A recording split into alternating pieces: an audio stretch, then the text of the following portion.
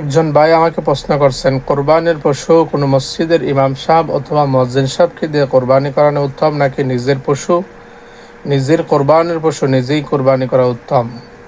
এই মাসআলাটি অবগত করলে অনেক উপকৃত হব। ধন্যবাদ ভাইকে প্রশ্ন করার জন্য।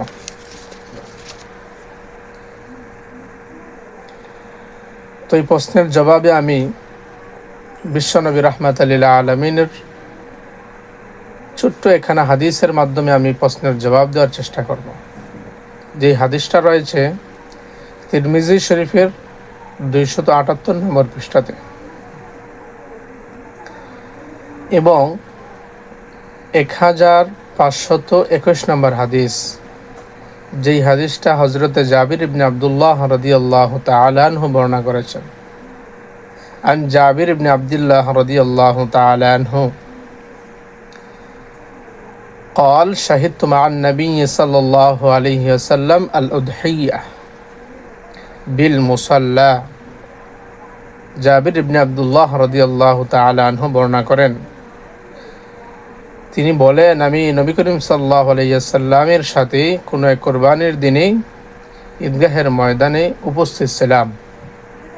ফালাম্মা কাদা খুতবাতাহু, বিশ্বনবী রাহমাতুল লিল আলামিন যখন তার খুতবা শেষ করলেন, নাজালা আন মিম্বারিহি, মিম্বর থেকে বের হয়ে গেলেন। ফাউতিয়া বিকাবশিন, যখন মিম্বর থেকে বের হলেন তখনই তার সামনে, মিম্বর থেকে বের হওয়ার পরেই বিশ্বনবী রাহমাতুল লিল আলামিনের সামনে খানা বেড়া অথবা দুম্বা নবী করিম সাল্লাল্লাহু আলাইহি ওয়াসাল্লামের কাছে নিয়ে আসা হলো। ফাযাবাহাহু রাসূলুল্লাহি সাল্লাল্লাহু আলাইহি ওয়াসাল্লাম বিয়াদিহি ওয়াকালা বিসমিল্লাহি আল্লাহু আকবার।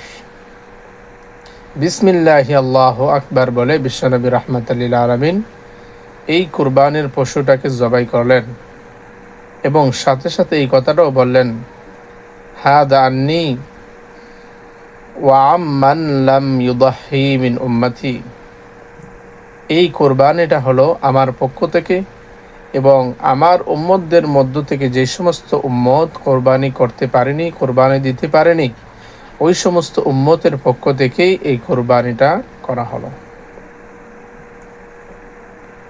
এই হাদিসের মাধ্যমে সুস্পষ্টভাবে জানা যায় বিশ্বনবী রাহমাতুল লিল আলামিন কোরবানির পশু নিজের হাতে কোরবানি করে এই কথাটাই শিক্ষা দিয়েছেন আমাদেরকে যে নিজের কোরবানির পশু যেন আমরা নিজেই করি, নিজে করাটাকেই উত্তম বিশ্বনবী রাহমাতুল লিল আলামিন আমাদেরকে শিক্ষা দিয়েছেন।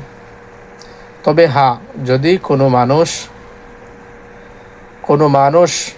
কোরবানি দিতে পারে না, কোরবানি দিতে ভয় করে, নিজে কোরবানি দিতে পারে না, ওই সমস্ত মানুষের জন্য উত্তম হলো অন্য কোনো মানুষকে কোরবানি না করা, অন্য কোনো মানুষের মাধ্যমে কোরবানি না করিয়ে মসজিদের ইমাম অথবা মসজিদের মুয়াজ্জিন সাহেবকে অথবা মাদ্রাসার কোনো হুজুর অথবা মাদ্রাসার কোনো ছাত্রদের মাধ্যমে কোরবানি করাটাই উত্তম।